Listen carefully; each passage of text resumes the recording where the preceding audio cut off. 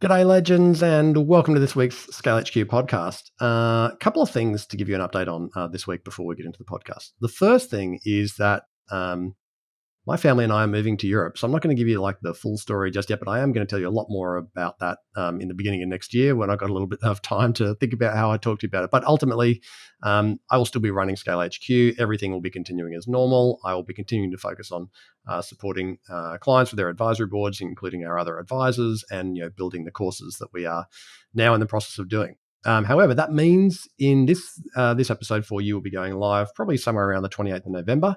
And in and around that time, I will have already left Australia and I will now be living in Cyprus. There you go.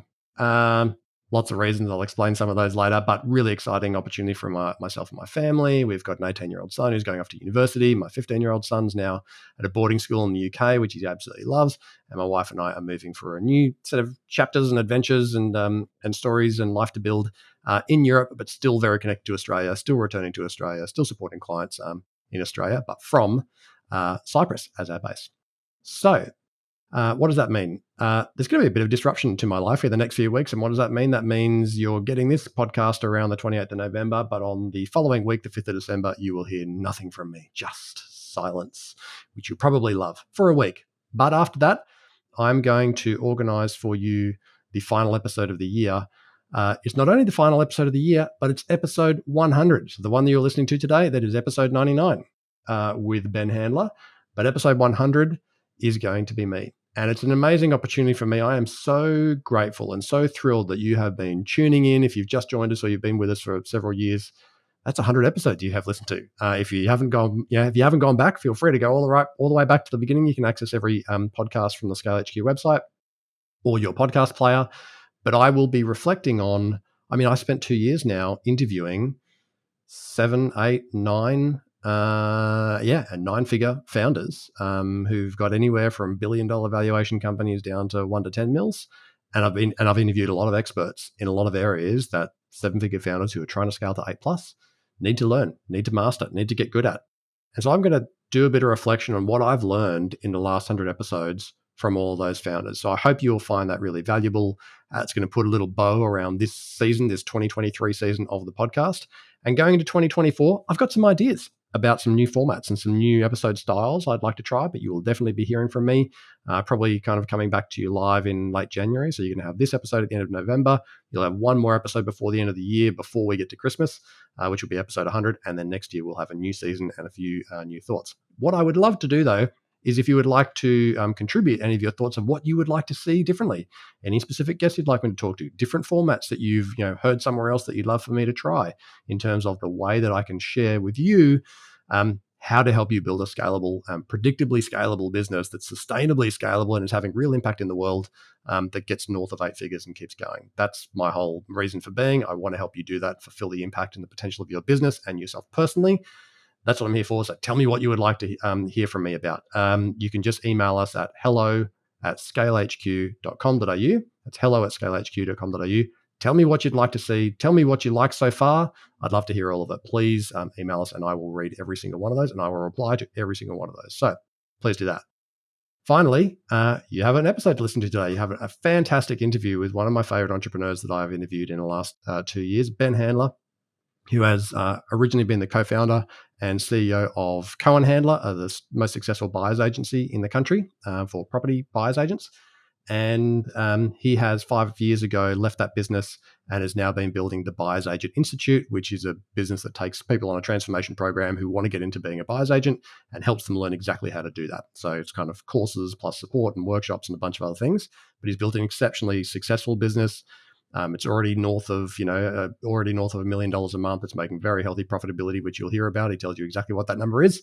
So listen all the way to the end. You're going to know exactly. And we're really digging into marketing, the scalability of this business, how he's used paid media, how he's found the right marketing people, how he's managing those marketing people, how he's thought about his entire business model. But we really dig into marketing this week. So for anyone who's trying to build a kind of scalable sales and marketing funnel and is particularly going to be thinking about any kind of paid media as part of that, this is going to be a super instructive episode for you. And if you just want to hear a great founder who's kicking ass, you're also going to love this episode. So please listen all the way to the end and I will be back in your ears at some point in December with episode 100. And then you can be excited about 2024 when I come back at some point in January once I am living in Cyprus, enjoying the sunshine. Even though it'll be winter, it's still pretty sunny, and I look forward to sharing some thoughts with you about maybe the next steps of my life. And I hope you really enjoyed today's episode, and I'll be speaking to you soon. Welcome to the Scale HQ podcast, your weekly injection of tips and insights into the secrets of scaling. I'm your host, Sean Steele, and I am obsessed with figuring out how to help founders just like you who are creating real value in the world to scale up so they can fulfill their potential. I do that each week by interviewing founders who successfully scaled, experts in all the areas of business that you need to master, interviews with founders who are still on the way up, and 10-minute tutorials and reflections from me based on my experiences in creating $100 million in revenue for 4 other companies over 8 years. So let's dive in and see what gems we can find together on this week's episode of the Scale HQ podcast. Welcome back, everybody, to the Scale HQ podcast. Welcome to our regular listeners and to anybody joining us for the first time. We are thrilled to have you, and you are in luck because my guest this week is Ben Handler, co-founder and former CEO of Cohen Handler, one of Australia's best known and largest buyers agencies, which, Ben, you exited from in 2018, if I'm correct, and you are the current founder and CEO of the Buyers Agent Institute. But because we're Australian and we always like to shorten things, we'll call it BAI. It's a very education thing too, we love acronyms in education. But you're Australia's most successful, well, your business is Australia's most successful training provider to help people who want to turn buying property into a career. How are you today, mate? You well? Feeling good. Feeling good for a Friday. Excellent. Well, if my dates are right, then BI is about 5.5 years old in this chapter 2. Does that feel? Is it gone fast or has it gone slow? Just over 5 years. It's a bit of both. Yeah, it's gone quick, but it also does feel like I think initially the growth trajectory for me, like as those ambitious entrepreneurs, you set some initial targets when you start the business, and I didn't hit those, and so I think it also feels a bit slow in that regards. Yeah, we have a birthday book in our house, and so every year, every member of our family, which we did on behalf of the kids when they were small, we write down our goals and who we were with and what we've done in the last 12 months, and it's amazing. But it's like the book. If there was ever a fire in our house, it's the book that you would go and get for passports and the birthday book. That's it. And it's fascinating being able to look back 20 years at what goals you had, what you thought you were going to be doing, what you thought you were going to be focusing on, and things change. Feels like it's incremental, but it's massive over time. Yeah. Well, Ben, I've got some questions for you because I've known I don't know whether you know this, but I've known about BAI for quite a few years because I've obviously been building and scaling education businesses since 2006, and I noticed with keen interest when somebody entered into a niche education business that was helping people transition into buyers agents, because I love people who really get a kind of niche education model right. And I'm also a bit of a property investment nerd, so I've spent lots of time with buyers agents over the last 10 or 15 years, all of who you probably know from the industry. And then you and I were introduced by a mutual friend back in, maybe even like a year ago or sometime earlier in 2023. We caught up in Byron. That was amazing. And I just loved hearing about the way you'd built your business and some of the stuff that you learned along the way. So today is, for me, how do I extract some of that gold for the 7-figure founders that are really trying to build a great business? How does that sound as a setup? Pretty good. Sweet. Well, together with Simon Cohen, your partner and co-founder in Cohen Handler, who's now probably getting, pretty famous and maybe a little cocky because the Lux Listings show he's got going on Channel 9 is growing quickly. My wife watches that. It's pretty funny.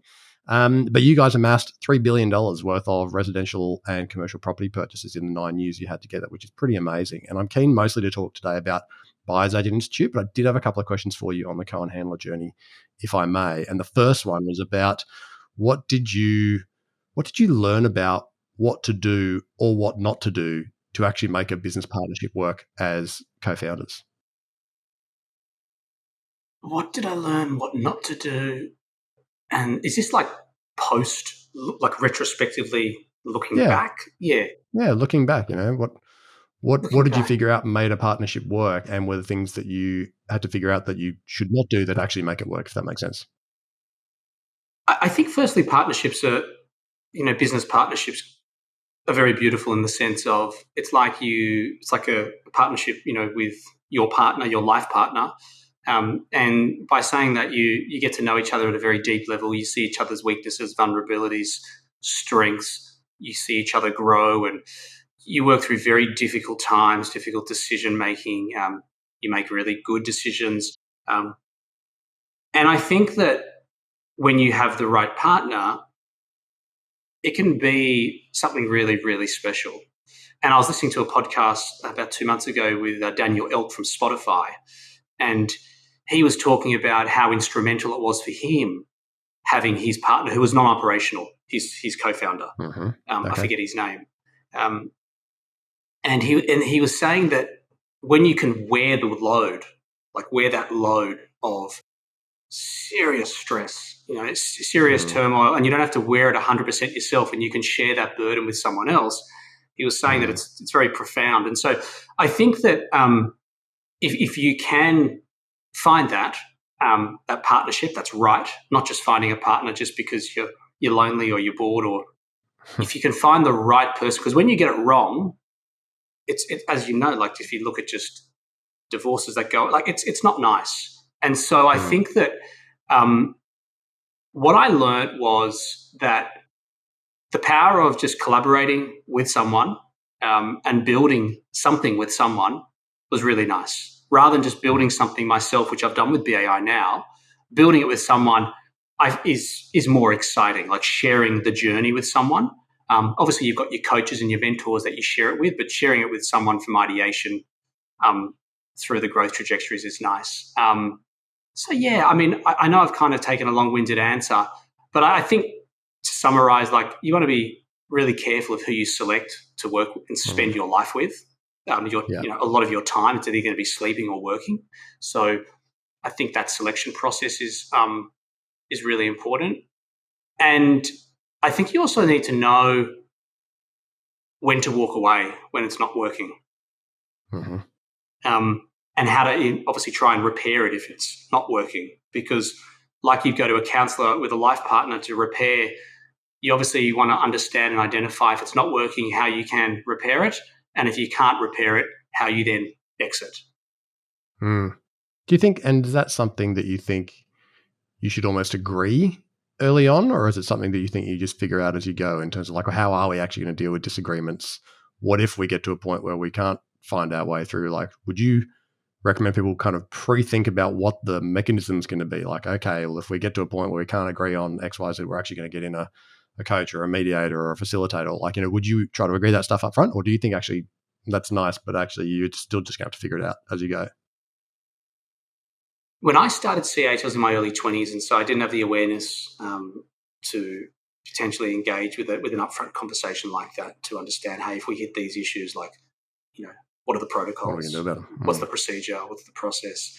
So I definitely agree that should be done. I think communication is one of the biggest problems just generally in life, like breakdown of communication. I think it's what causes a lot of the problems. And so effectively, the more you can open up that chain of communication with your co-founder, even your senior leadership, your team, just in general, and you can allow people to embrace humility, to embrace transparency, and you can build those protocols in, I think it's just going to breed all round success. Yeah, it feels like almost like a kind of help. Yeah, because especially if people are growing, as you go through those periods, you're also growing individually. Your values are changing, your priorities are changing. Maybe your vision for what you want for your life is changing, and those things can really set business on two different trajectories, and all of a sudden you create tension and all the rest. That's correct. Well, yeah, I appreciate that, and I really want to talk about BAI. So, given the success you both had, what drove you to exit and then build BAI? And was there like a moment where you were just absolutely certain that it was the right thing to do, and what was that? So I wasn't planning on exiting BAI I wasn't planning on exiting Cohen Handler until I started BAI. Okay. So our relationship with my previous co-founder did start to deteriorate. And in saying that, though, I wasn't thinking straight away of exit. However, I started BAI, started to build that one-to-many model, understood that I could create more impact, create more scale, started to appreciate the model more as well, just the flexibility it provided, rather than having offices and all these staff members, and I realized that I could cut out a lot of layers and, run a super profitable business. So it was at that point when I got a taste of that, I was like, hey, I want to focus my energy on this. We agreed to separate, and we exited, me out of CH. Yeah. And I was really excited to then just continue working on BAI. But what was interesting, I tell people this is, because I'm obviously, as you know, I'm in the career space and, the biz ops space, and I'm helping people transition into, becoming a buyer's agent, which is effectively a new career. Some do it part-time, they mitigate risk, but some go in full-time. Where I'm going is, when I was getting out of CH, BAI was generating revenue. So it was an operational new business. It was generating revenue. It could have been between 20 to 30K a month at that stage after a few months, or, 4 or 5 months. And I was so nervous and fearful jumping into a new operation. Like, I was exiting out of a company. I was moving into an operational business that was generating revenue, that was profitable. And I was already like, potentially, at times doubting myself around my ability to really execute in this space. And so why I'm sharing the story is because I do, when I understand people are changing careers, I understand how especially when they're starting a new business, how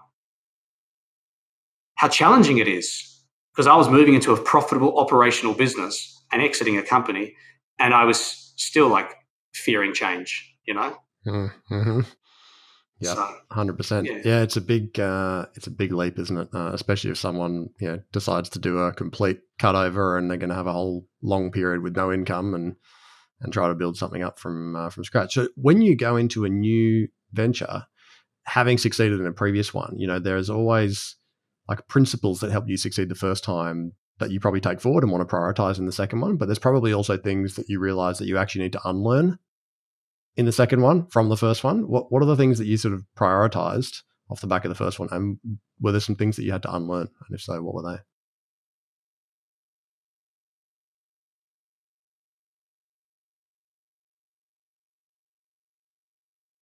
I think looking back, when I started BAI, it's obviously it's a very different model. It's a product we're providing.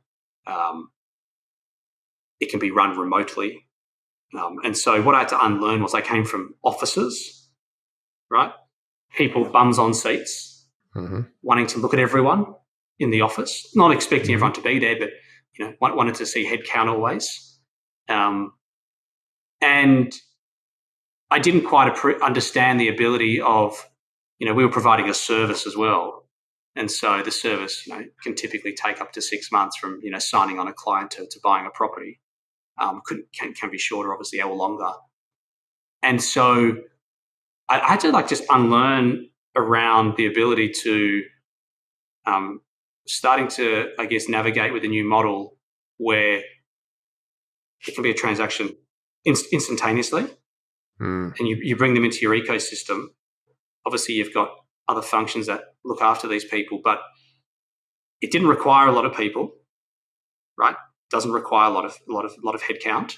We don't need to all be in an office. We all run remotely anyway. There is no office, and the ability of when a client does come into our orbit, I was so used to someone coming in and this high touch of, as a buyer's agent, you work with them. You're in contact with them every day. You are you're dealing with them every day, typically, or every few days. You're in communication.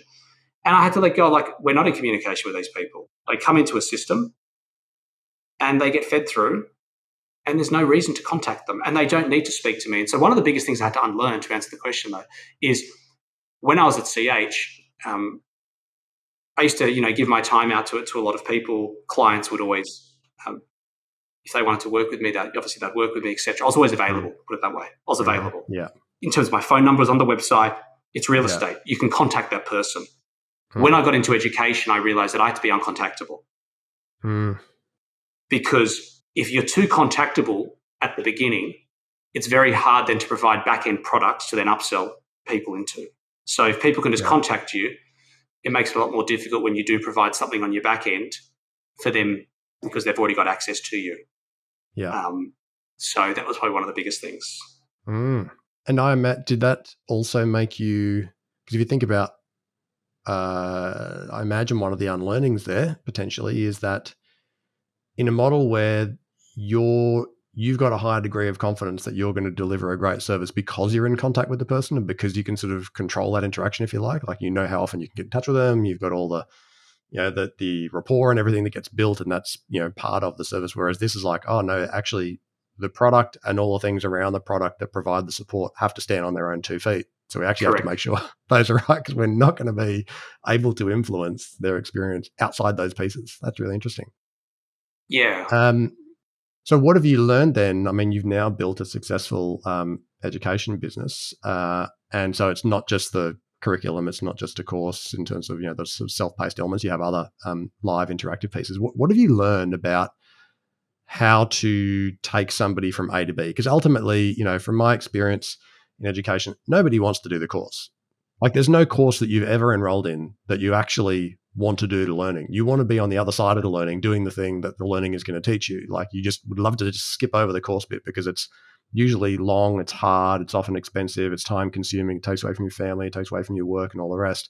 And so whilst if the content's enjoyable, that's a bonus, but actually you want the outcome that's on the other side of the content. So what have you learned about how to get people to the outcome they want in the most efficient way? Like, tell me about what you've kind of learned in that process.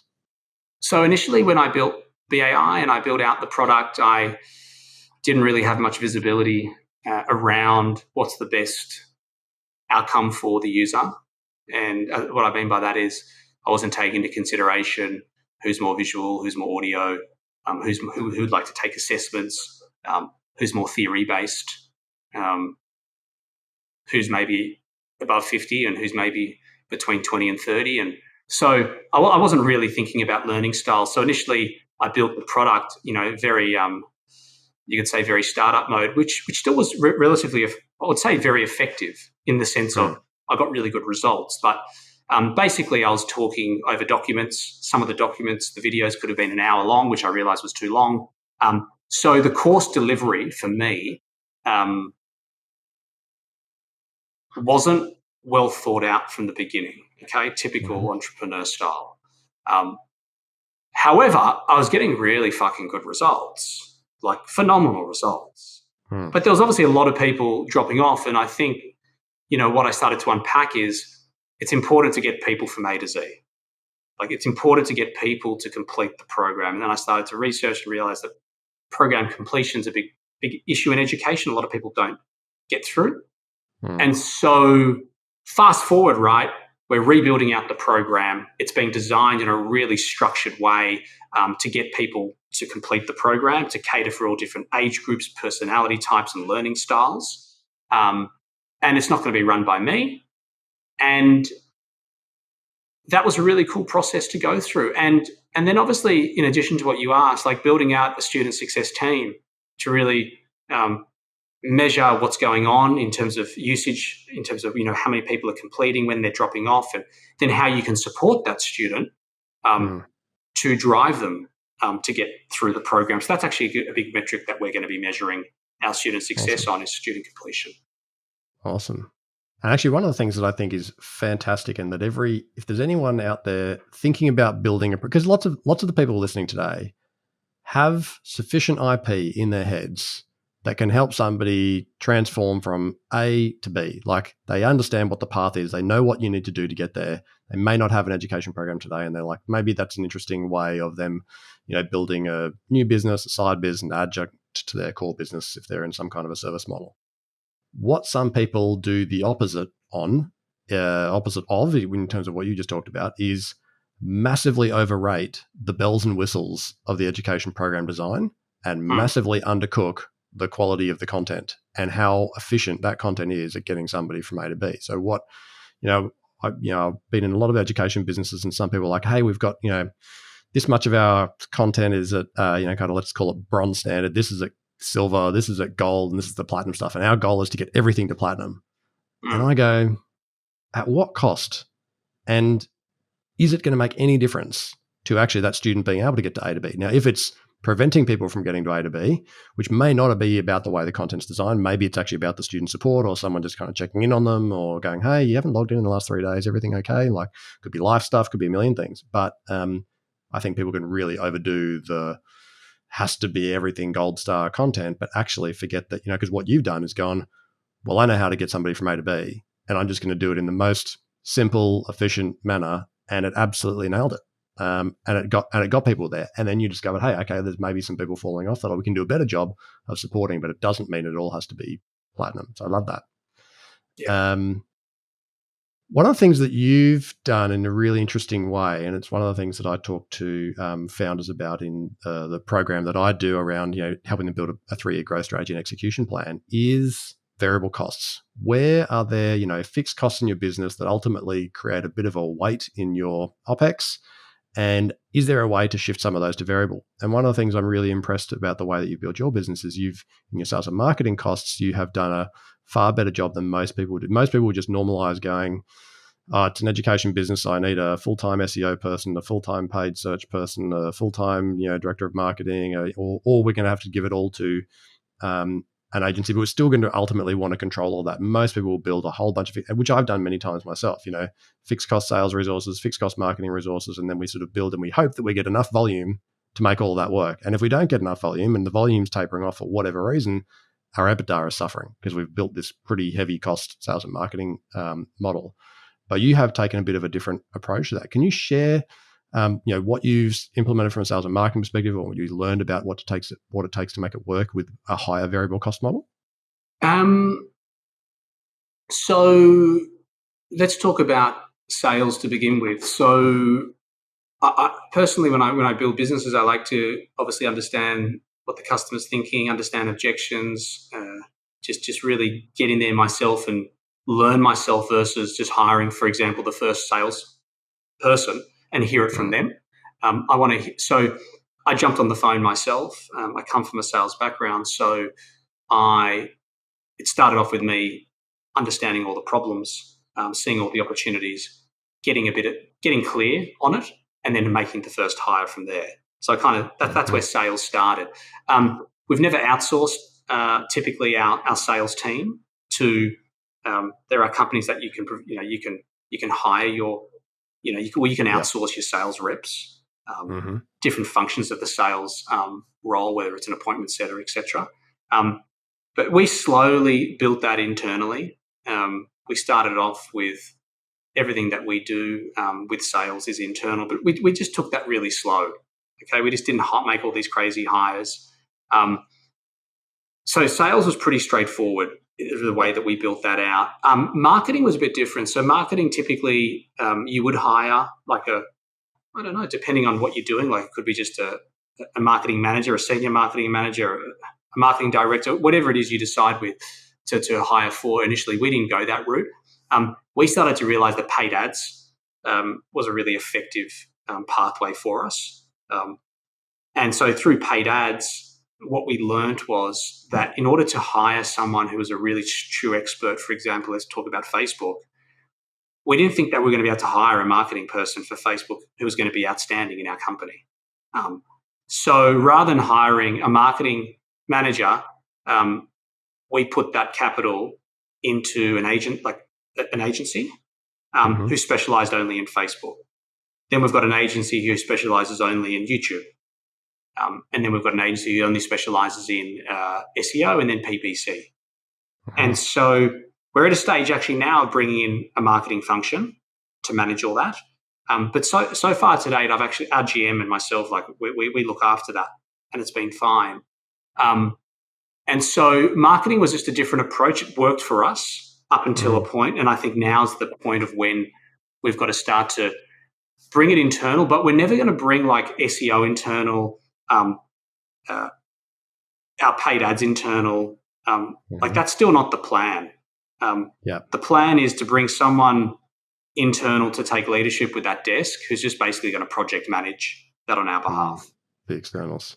And so which I think is really interesting, right? Because one of the issues is how do you get, if you end up with a bunch of generalists in your team, to your point, how are they ever going to be expert in something that's changing so rapidly? So you need to be, You need to be with people who are the experts, which is why you've gone down a very specific agency model. How did you go about finding the best agencies? Because of course, that's a whole world of landmines for lots of founders who are sort of growing up and trying to figure out who they're actually going to work with. Were there certain ingredients, certain strategies that you put in place to make sure that you found the best people and you had a higher chance of succeeding? It's very challenging finding good people in the paid ad space. From my experience, I think it's really challenging. Everyone overpromises and underdelivers. Very, very common. So, after you get burnt a few times, it's getting burnt hurts in a few ways. Like the burn hurts in a few ways, but the toughest burn is the time. So if you hire the wrong person, you typically would lose, I think, around 2 to 3 months. So you're losing a quarter, which I think is a long time to get it wrong. So you've got to be incredibly discerning. And what I started to do is I just started to be obviously more perceptive around people telling them what they can and can't do, etc., and just being a bit more cautious around decision making. But effectively, what I started to see as a pattern, though, was the really, really, really good people. Number one, I found like they take a rev share. Mm-hmm. That was quite common. Like when I'm speaking to people who I looked up to, into what I found that they all take little rev shares. Why? Because they can. They can. And if you're that good, why not? So that's something that I found was a bit of a commonality between the minority of really good paid media experts. Second is what I used to try and qualify is you want to make sure that, to me, they're not a big agency taking on a lot of clients. That to me is a typical problem. Then they're outsourcing your media buyers in the Philippines. They're outsourcing everything. Okay. So I like to work with a group who really focuses on a small concentration of clients. They're not really even an agency. You could call them an agency, but they're a bit more specialized than that. Thirdly is you want to find someone who really understands your niche. So the copywriting is incredibly important with paid ads. When you're engaging these people, your copy is really important. You want to make sure the person who's writing the copy understands your customer intimately. And so where I think people go wrong is they choose people. For example, they might be for example, not in e-commerce, but then they choose a paid media specialist who's in e-commerce.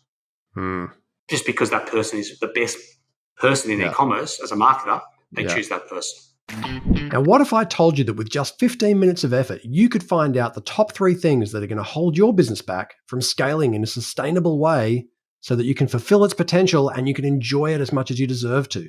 And what if I told you in that same 15 minutes of effort, you can find out how your business stacks up against thousands of other businesses who've taken the same test so you can actually see how you compare? If that sounds interesting, you need to head straight over to scalehq.com.au/growth score. You're going to complete a short survey and you're going to get back in your inbox a free 9-page report that's going to show you how you stack up versus your peers and where you need to focus to unlock scalability and a greater level of enjoyment in your business. And for a limited time, I'm going to offer you a free 30-minute debrief on the report where myself or one of our Scale HQ founder mentors, who are all experienced CEOs and have scaled successfully, will unpack your specific report with you. We've done hundreds of these, and so we know exactly how to help you get the most out of the insights in there. There's no selling from us, just lots of value for you. Head over to scalehq.com.au/growth score and get your free growth score report right now. You are going to love it. And they're amazing at selling the features and the pricing of an envelope. Correct. But you're selling a transformational program from A to B that's emotional and about freedom and about getting out of the rat race and whatever else.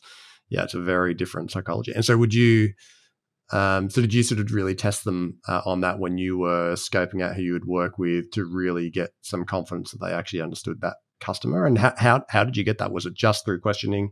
Did you ask to see all their previous stuff? Had you already seen them marketing for somebody else and then followed through somebody else's excellent marketing and discovered that these were the people that were kind of behind it? How did you find them in the first place? So I think like with anything, you've got to reach out to people and ask the question. Number one, like you don't just want to, you want to reach into networks of people that you like and trust and ask around.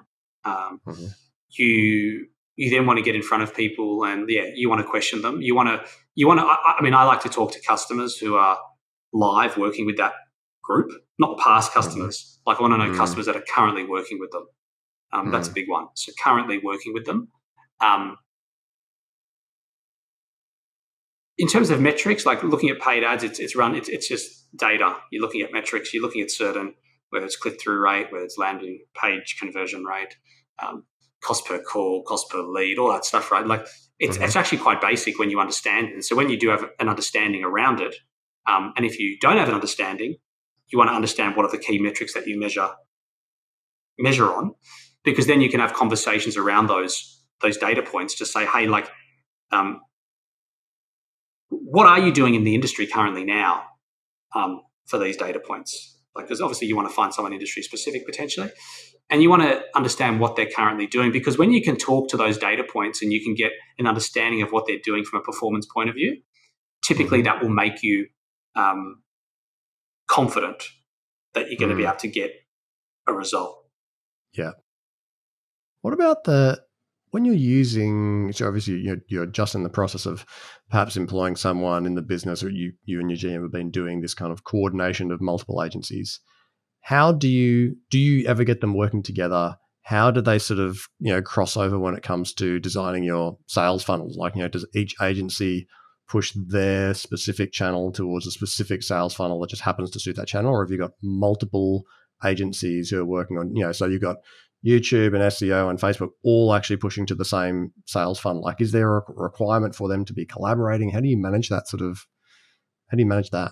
Well, if they're all going to the same funnel, you need to obviously tag it so you can attribute where it's coming from, right? So, like, is it a Facebook? Is it a YouTube? Is it a TikTok? Like, you want lead attribution tagging going on. So you can go to the same, like when I say the same funnel, like you could take them, for example, to a dedicated landing page, which will then take that prospect or whatever you want to call them through to whatever you do, like whether it's a download of a book or whether it's a webinar.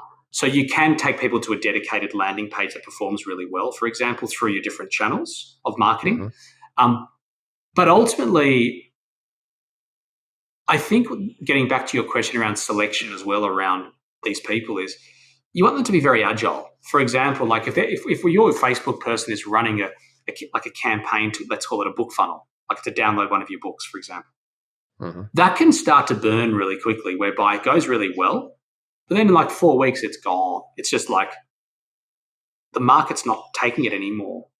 And so you want your individual marketing professionals to be very agile and creative around bringing to you what they believe is the best new style of like campaign funnel structure, bring to the table. Like we just did something recently for our business, for example, where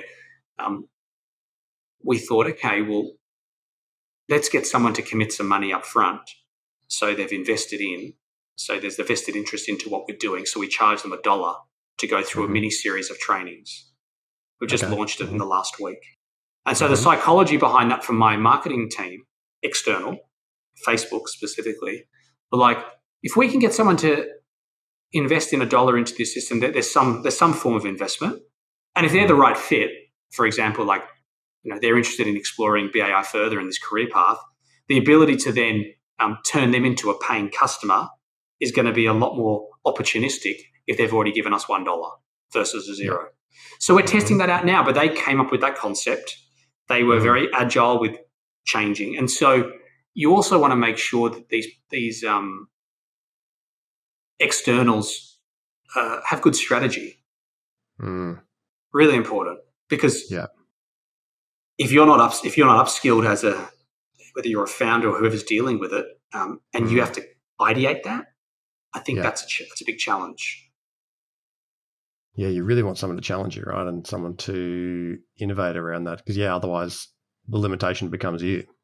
You become the bottleneck, and you only know, you don't know what you don't know. And Correct. Your business is not, paid marketing. Your business is the transformation of somebody who wants to become a buyer's agent.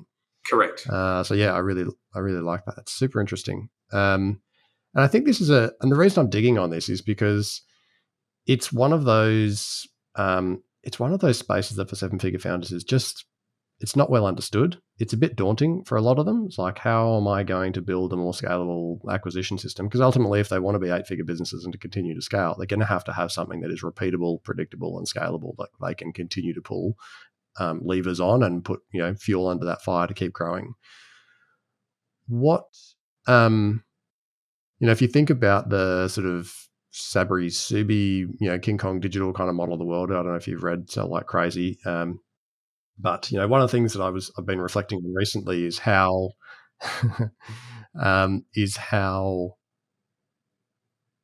how important, you mentioned the copywriting before. I think it's very easy to fall into the trap, and I certainly fell into the trap, at least sort of 10 years ago, of really just focusing on the commercials and the metrics and the cost per lead and all the rest, but actually not thinking enough about the creative, not thinking about enough about the copywriting, not thinking about enough of, okay, if we've got an ebook, not actually spending enough time thinking about, does this ebook actually hit real pains and real problems? Does it actually add a lot of value? Like, is the content good enough so that if I can find an expert who understands how to optimize the system or the channel, they can do a good job, because actually the content is great and the copywriting and the headline is excellent. And that's the stuff that actually makes it attractive, because it seems to be the case that it's going to make a significantly bigger, if you don't have that in place first, then everything else is kind of a moot point. Like, if it's a pretty average bit of content, no matter, it might be free, it could be a webinar, it could be a book, could be whatever the lead magnet is.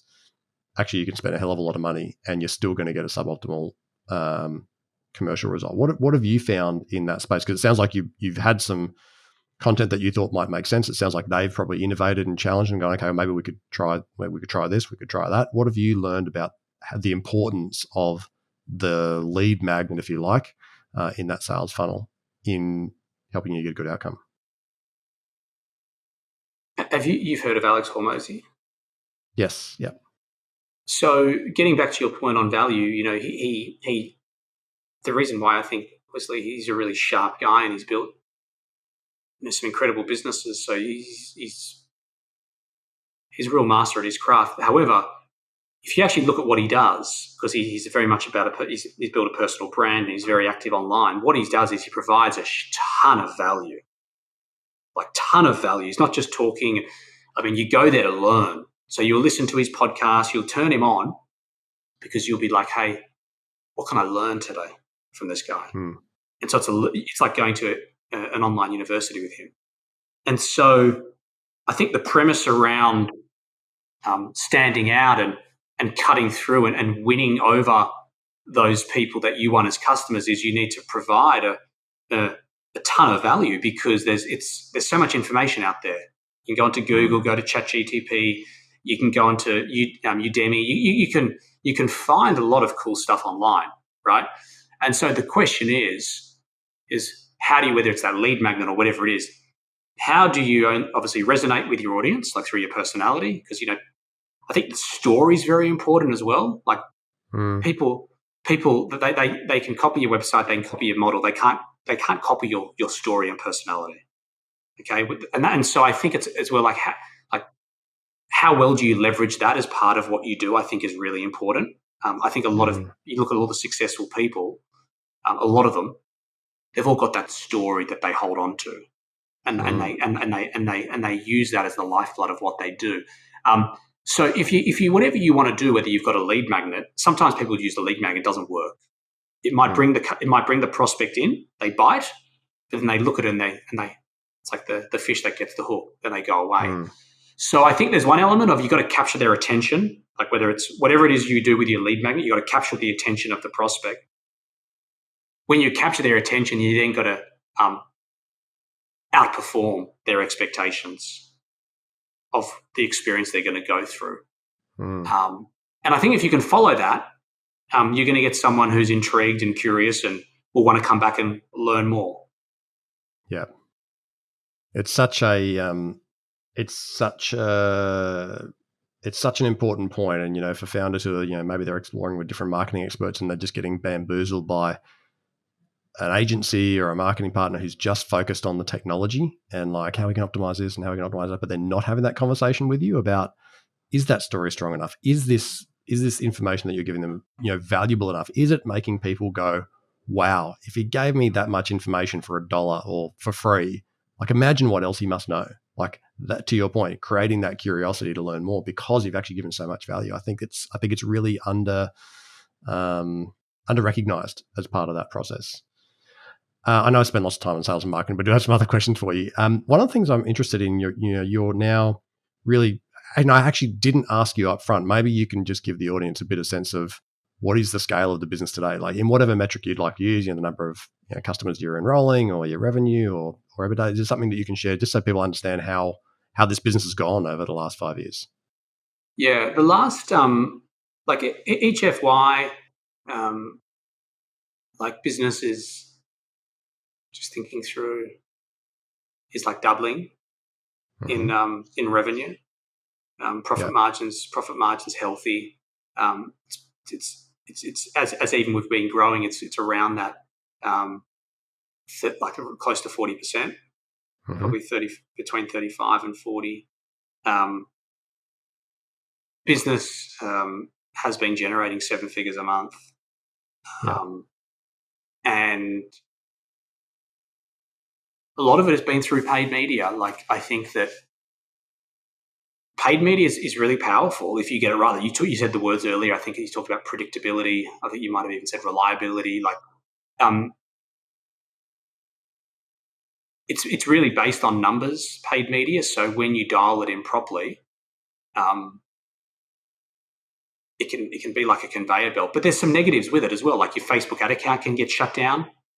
Facebook just runs their AI now, the AI bot, and so you can get shut down your ad account, which is problematic if you're very heavily reliant on Facebook. YouTube's a lot more forgiving because it's Google and you don't get shut down. But you've got LinkedIn, you've got TikTok, obviously Instagram's with Facebook, you've got native advertising as well. So I think it's really exciting, like where you can, how you decide you want to grow your business. I think an area for us that we're focusing on now is more outbound. So that's obviously something that we can control. It's a strategy that we can deploy and we can run. And there's, I think that whilst paid media has been really good, you're still at the mercy of a corporation. Yeah. All of a sudden, the costs, the cost per acquisition can jump pretty materially, and you're kind of stuck on the wheel. So yeah, having the diversity makes sense, but also I think it's also easy to run for diversity too quickly without actually having mastered any of those channels. And I think what you've done really well is to really kind of laser in, nail a couple of really specific channels so that you can get the scalability. And now you're diversifying. You've been diversifying sort of steadily over time, which I think has been really, really clever. And for those people who are listening going, wow, I wish I had profit margins like that in my business. It's one of the things, and I'm going to talk about this in my 100th episode, because this is episode 99. I don't know if you know that, Ben. But in my 100th episode, I'm going to be reflecting on what I've learned in the last 100 episodes. And one of the things that I've learned is the number of, the business owners who my heart goes out to, who have business models where they are struggling to get to 10% EBITDA. It's like struggling, but like with big revenues, huge teams, like massive teams. And I've purchased businesses like this in previous roles, massive revenues, almost no profitability. And it's just the most stressful life you can possibly have because there's no fuel on the tank.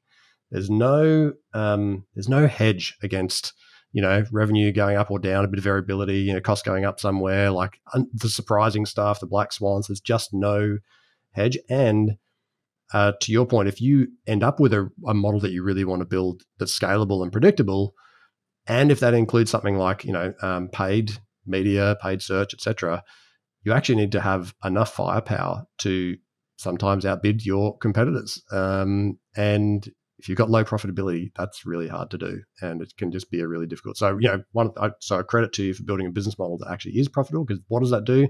It allows you to scale your impact, and that is the point. If you have a great product or service that is actually delivering great value to people, then it is incumbent upon you to figure out how to scale that thing, because if you don't, that potential customer is going to go to a weak competitor who's got a terrible product or service. They're going to have an awful experience. They're not going to get the outcome they wanted, and they're going to sort of like tarnish your entire industry and people like you with their brush. And that's actually on you. That's on you for not figuring out how to actually build a scalable business model. But it's really hard to do if you start or you're stuck in a super low profitability model because you just don't have any oxygen in the tank. Ben, I'm sorry for my little rant there, but you just got me excited. One of the things I would love to, we've only got a few minutes left. I've got two questions for you. One, who have you leaned on? I mean, you've had to go into an entirely new business model. You mentioned, maybe it sounds like you've maybe got some coaches and you've got some mentors. Like, who have you leaned on when you had to go into a space that's pretty uncomfortable from a learning perspective? Like, where do you find your support and your learning?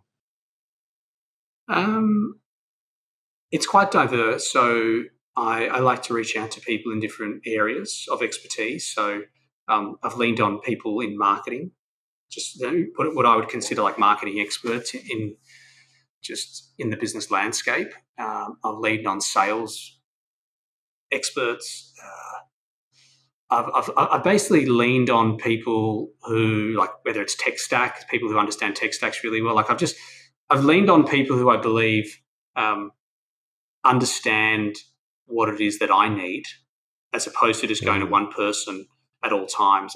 We've done obviously some work together, you and I, but effectively, I like to have a lot of coaches in my corner, and I like to speak to people to exchange notes as well. Like people, like obviously we connected, I think through Warren, and he's obviously a pioneer not a pioneer, but he's someone who's done very well in the education space. Yeah. And I like to communicate with people who have run businesses in what I'm doing to learn. And so I think like an athlete has a coach and has a team in their corner. I think business people need to have the same, regardless of where you're up to. Like LeBron James doesn't go, "Hey, coach, see you later. Like I'm too good now. I'm number one in the world. Goodbye." He probably levels up with his coaches. He's probably got, I would assume, 6-7 coaches. So I just apply that same philosophy. Yeah, I think that's really, that's a great question for anyone listening to reflect on for themselves. Where is there a space that you actually know you need to nail and you're currently asking nobody for help? You're not reaching out to anyone. You're not looking for an expert. You're not just even having a simple coffee or a Zoom conversation to just, sniff out whether they can help you, because it's pretty hard to move quickly. And that's my last question for you, is just about the speed of this transition.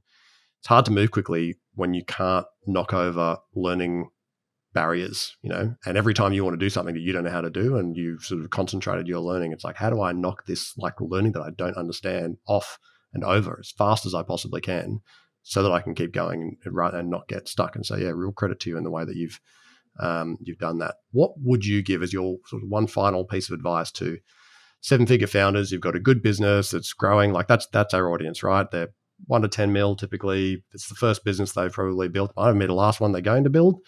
And most of them are actually growing really nicely.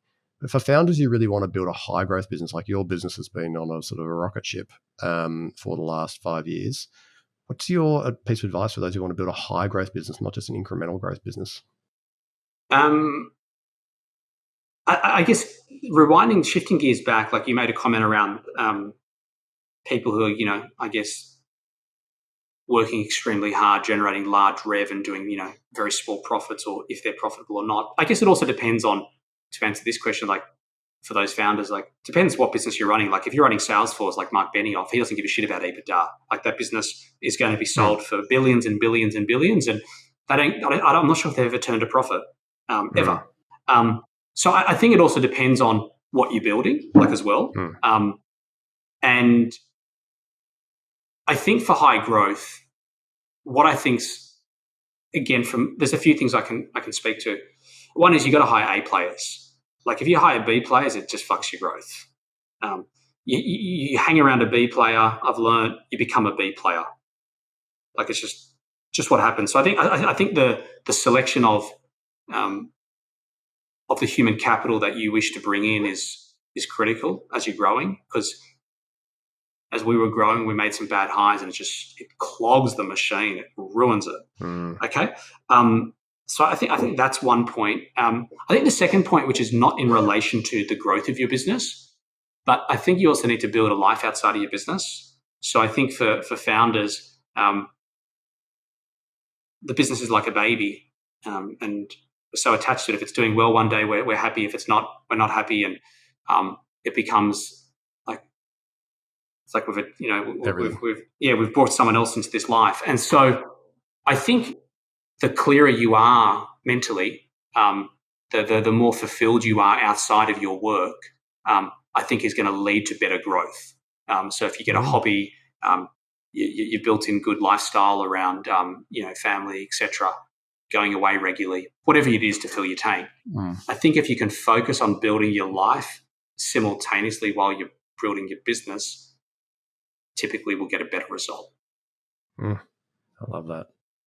And we all know founders who the business is absolutely everything. And then, to your point, if the business, it's almost a mindset of, well, once I've built this business and I've succeeded, then I will build a life. It's like, what if it doesn't go so well? Or what if there's a black swan and the business, goes into turmoil? You just don't know, right? Okay. That's right. That's awesome. Thank you so much, Ben. Look, I know we need to wrap up.